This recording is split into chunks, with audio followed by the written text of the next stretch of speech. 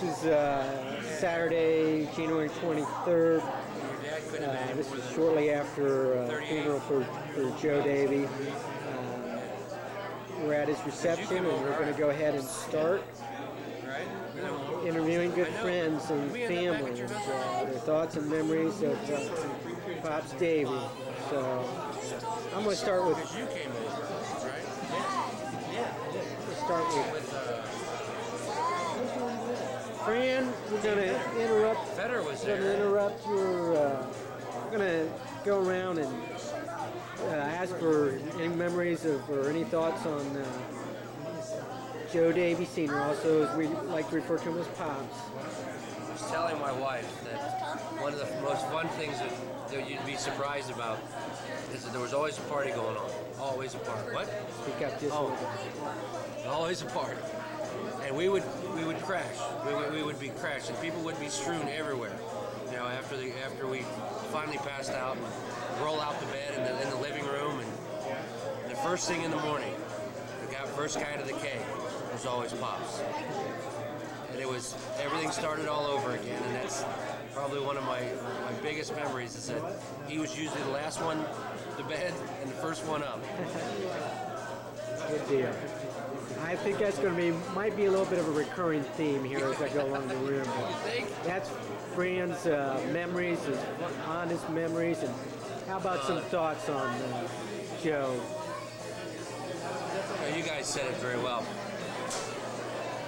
A good guy, good man, genuine man. And there was always something that when we were at the house, either they were feeding us, putting us up for the night, feeding us full of beer, playing cards with us. It was a lot of fun. They are good people, both Joe and Ray. Great people. And I think that's also going to be a recurring theme as I go around the room. Joe's brother Ernie, which everybody knows, but well, Joe was 8 years older than me, and I'm the oldest of his stepbrothers and sisters. So he was always the one stuck with being a babysitter for us.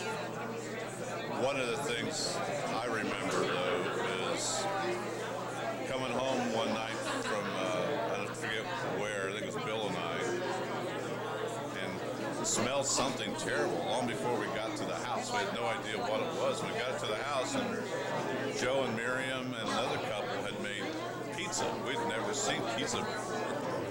We had no idea what it was. Didn't want anything to do with it because it smelled so bad. Obviously, that's changed since then, but that's one of the things I remember about Joe. Many others. and some words from Miriam. The thing that I hated was she came over and she just killed me at some kind of card game. I forget what it was. It was just terrible. That a girl would beat me anyways. That's my earliest remembrance of the pizza with Miriam. And Joe Jr. hit it dead on. The smile and genuine. No phoning about him at all. What you saw is what you got. Great brother. Very good. Everybody knows this is Brother Gary. One of the best moments I ever had when he and Miriam were babysitting us. We were upstairs, Bill and I. Talk a little bit louder. Joe and Miriam were downstairs with a bunch of friends in the yard. They were flipping the records on the record player. Bill and I was making little sounds. Joe came up, we didn't know it. Joe came up and snuck up behind us. I saw him first and I dove underneath the bed. He got a hold of Bill. He said, "You guys quit doing this and go to sleep." Bill says, he was about 5 or maybe 6, I was about 4. He goes, "We can't sleep because all the racket and all the other people downstairs." And he started laughing. Wait, make it throw? But that was one of the best ones. He laughed with us and he said, "Well, just be quiet and quit making the noises." And That was Joe. and Thank you very much. maybe some words from Miriam about Marion, there's no more words than we can say, but having you as a sister-in-law, and as a babysitter has been great. Very good. Thanks so much. This is Brother Bill. When we were all living in the same house at the same time, we had a mother that didn't hesitate in using a pan of cold water. I mean, I want to tell you, cold water. She would make a point of it, putting it in the fridge and doing whatever, and tromping up the steps after yelling many, many times for Joe, Jerry, whoever, primarily Joe, to get his ass out of bed. He'd still be laying there because he had to go to school or work or whatever it was. And unceremoniously, she'd walk up there and she'd take this pan of water and just douse him in bed. And he would come up kicking, screaming, crying, wanting, what the hell is this? Well, Ma got him up. And the fact of the matter is that he didn't really want to go to bed that night or the next night because the bed was still wet. It's something that he did with some regularity. We would do stuff like, of course, when he had his babysitting and they were wrestling. Miriam says they were necking, but we know different. They were wrestling. Downstairs, we'd just yell and scream and kick the couch because we're upstairs supposedly asleep. We were just up there harassing him. And we got to the one where he come stomping up the stairs and we tried to go look around, see who is he trying to beat on now, or who is he smacking this time around. But that was part of the fun. That was Joe. That was our big brother Joe when he wasn't giving us sled rides or things of this nature, or taking us down to the levee to wash his car. I think it was a 56 Chevy. Somebody said 57. I think it's 56. That he took down to the Miami River, down on the levee down there to wash it. That was cool. That was fun. That was part of Joe. And some words from Miriam. Oh, Miriam. She's the one that took the brunt of it. But she was down, especially downstairs when she was doing the babysitting. Miriam, I tell you, you missed. You're going to miss him. I know you're going to miss him. You already have. Just as much as we have. Hang in there. You still got grandkids. Still got a couple sons too, I noticed. So enjoy life as much as you can now, kiddo. Leah, which is Miriam's sister. She's going to tell us some funny story. Hello, Miriam.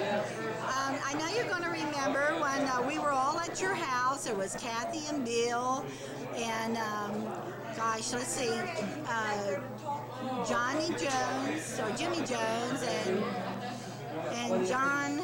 Oh, anyhow, you remember all the kids that we all came up to Lima, and we went to that New Year's Eve party, and then we all crashed in your house. And I know John remembers this.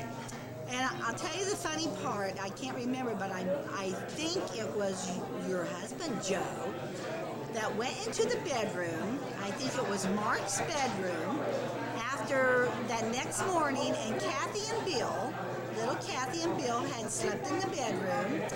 And he comes out with this pair of little red bikini panties flapping around on his finger. And embarrassed Kathy really bad. But Joe thought that was really funny.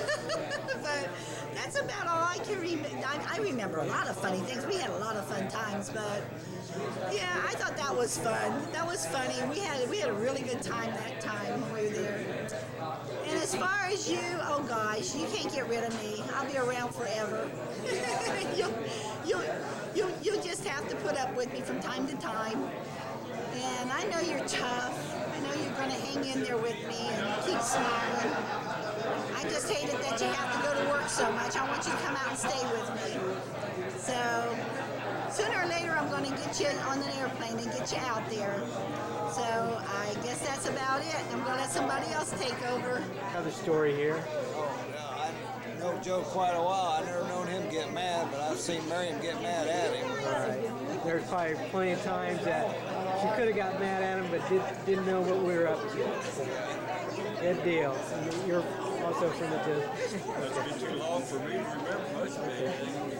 Okay. This is Alex, right? This is Ernie's son, Alex. He's going to tell us about his memories of Joe. Yeah, I remember I lived with Miriam and Uncle Joe for a year when I was an undergraduate at UC. And I remember seeing Uncle Joe every time we... Speak up. Oh, I'm sorry. And I remember I lived with Aunt Miriam and Uncle Joe for a year, and I remember living with them when I was at the University of Cincinnati. And Uncle Joe always be there when I came back home. He's really a great guy. And I remember when I was just a kid, Aunt Miriam and Uncle Joe, whenever the family would come over, it would always be a lot of fun. They're really, he's really a fun-loving guy and a very nice person to get along with, and I really enjoyed living with him. And my one regret is that I didn't get to know him better. I always was busy studying, but they were really great to live with, and I enjoyed it a lot. Charlie, this is Mark's better half, as we know, and I always screw up and forget to tell people they need to speak up before I put them on tape, so there's that. I've known Joe for about 7 years, and I guess one of my fondest memories would be that me and him were the only two that liked Cool Whip on our pie. Good deal. He's a wonderful man, good husband and father, and I'll miss him dearly. Right. Now, who you think's better looking, Joe Jr. or Joe Sr.? Joe Sr. And Joe Sr. or Mark? That's not fair. All right. We don't. Joe Sr. Some questions don't have to answer. And maybe just a word for Miriam.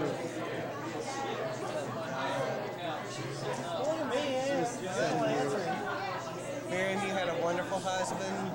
He's been so good to you for all these years, and I know you're going to miss him like we all will. So, Very here's good. to you. That's right. That's better be Miller Lite you drink. Yeah, it is. This is Miriam. If you don't know, this is your son Mark. I know you remember him more with like little darker hair. Some of my fondest memories of Pops was we were growing up watching football.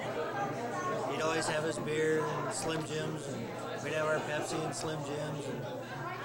And we had to root for opposite teams. There was no same team rooting. It just, even if I liked the team he was rooting for, couldn't do it. That way, because it wasn't so much fun getting back at each other about, oh, that was a great play. No, he's tripped over the grass and all that kind of stuff. So, I'm going to miss that a lot. So, but again, here's to you, Bob. And a couple words for your mother. Well, Mama, still come see you. Still love you to death. It's not going to be one of those things where now he's gone, I'm not coming back, or and that kind of thing. So I'll see you as often as I can. I know that's not very often. Just keep some food in the refrigerator, man. Keep some food, and maybe a couple of beers in the refrigerator. Okay. Thanks, Mom. No problem. This is Kathleen. Hi, Miriam. I send my love, and I want to tell you that you are an example to anyone that's ever had to take care of anyone or anyone that should, and I hope everyone looks at you as a role model. You are the strongest person I've ever known. My favorite memories of Joe are when we used to talk about books. The minute I'd run over to your house, he and I would start talking about the latest novel. And Joe and I had a great love of reading together, so that was my connection to him. And he always made me feel welcome to his bookshelf. Take care of yourself. We love you. Any words for Miriam at all? What? Any words for Miriam herself? Miriam, keep busy. Call us. Now you can come to Dayton and we can meet for a supper, so keep in touch. Ready? We on? We live? We are live. All right. Back. Hi, Miriam. It's Tim. Probably some of my fondest memories with you and Joe are back in the days when you guys would come over, we'd shoot pool and drink beer. Or you guys drank beer. I wasn't allowed yet, but you guys drank beer and we sat around the house during the holidays, played a lot of pool, told jokes, played cards. Words of wisdom, just hang tough. You made it this far, and if you need any help, we're there for you. Thanks, Tim. Thank you. But he promises he's going to speak loud enough so we can hear you. Hi, Miriam. You know that you're the glue that holds the whole family together. How important family is. You organize every function, take charge. Memories go back forever. From the time I was a young kid, to being able to serve your wedding mass, the Sunday afternoons of dinner at Mom's house, playing poker afterwards, Penny Annie. And then the other one for Joe is, quite frankly, this yellow and white convertible, 58 convertible that he let me borrow occasionally to go on dates.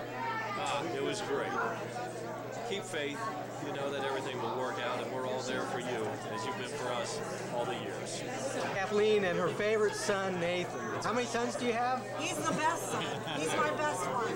Miriam, I just want to show you that our little boy that thought Santa was in the shower when you and Joe were spending the night doesn't remember hours late. You were at Joyce Ryan's, and you came over after, and we went to bed. The kids had already been in bed. Nathan got up to the bathroom on Christmas morning, and the shower was running, and he knew we were all in the living room. And he came out and he said, "Mom, we've got Santa. He's in the shower," and that Santa was Joe. How funny. This is Kathleen's favorite daughter. She's going to say something. By the way, you did a lovely job reading at church. Thank you. Am I on? You are on. Miriam, this is Megan. Good luck, and I think you're doing wonderfully, and just keep in touch. Very good. Thanks. So this is Brother Joe, and I forgot to tell him to speak up, so again, I got that on tape here. Joe's going to tell us a little bit about your husband, Joe, and going to have some words for you. Miriam is a character, and I don't know what to say about her. What should you say about Miriam? How about something about Pops? How about something Joe? I think Joe pretty much taught me how to play poker. Okay. Yeah. No wonder we won all the time. Yeah. Oh, very good. Rock and roll music, the old stuff, things like that. And like Joe said, always had a smile. Always had a smile. It was great times. Okay. Thanks a lot. Thank you. Your son, Joe. Mark might argue against him being your favorite son, but I know you love them both equally. That's well it should be. And Joe has already given eulogy, which was just absolutely wonderful. And so we're not going to expect Joe to say really anything here, but I forced him to get on tape, and he's going to say a couple words. Yes, you did. I got to raise my camera up above my head. Joe's quite a bit taller than me. Pops is a really good guy. Great man. Really taught me an awful lot about life, about how to live life, about some of the things you have to go through in life. I always carry with me the fact that life is to be celebrated, life is to be lived. Experience as many things as you can, and just live life to its fullest. I always think that way. Thanks. Your stepson, the forgotten brother, if you will. Oh, come on, you're not that tall. All right, John, what do you got to say? Okay, just a few words for the Davy families. I spoke a little bit earlier. I'm going to reiterate what's been said so much already today, both by family and friends. And that is, Pops, just absolutely a joy to be around. Wonderful guy. My memories of Pops were he always read a lot, whether it was a novel or whether he was doing a crossword puzzle, and very intellectual guy. I enjoyed the stories about when he was younger, a little wild. He was a disc jockey, and of course I missed out on those days, and I saw him as a responsible parent. I also got to see him in a light where he was really a friend, as well as my dear friend Joan Mark's father. Cards, a little bit of beer, okay, a lot of beer, and a million good times, and all that does add up to a lot. And for you, Miriam, you really seem to be a backbone of the family, and you're a very strong person, and you had mentioned to me that although you didn't have a lot of money, you and Joe had an awful lot of fun, and that's what makes a marriage. You guys always put your children first. You made sure to send them to the private school, made sure that they got a very good college education. All the while, when you weren't driving a new car, you were driving an older car, because that's what was important to you guys. And when I think of Pops, I think of Pops and Miriam. So thanks so much. With Miriam and her immediate family, we're just going to apologize for the amateurism of this video. It's kind of battling poor lighting and also sound system going on. So I'm hoping it turned out okay. I hope that you were happy with our service. We did what we thought you would like. I felt everything was very, very nice. The service, Joey's eulogy, the twins doing greetings, and Megan. The funeral home was beautiful, the flowers. And I think you would have liked this reception most of all because it's all your friends and family, the kids, John, Fran, everybody that used to come to the house, and I think everybody's having a good time. And that was my motive of having this. And I think you would have been real pleased. And you're probably...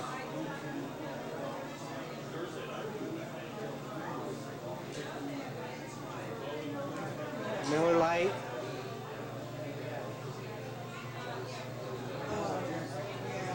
Enjoy.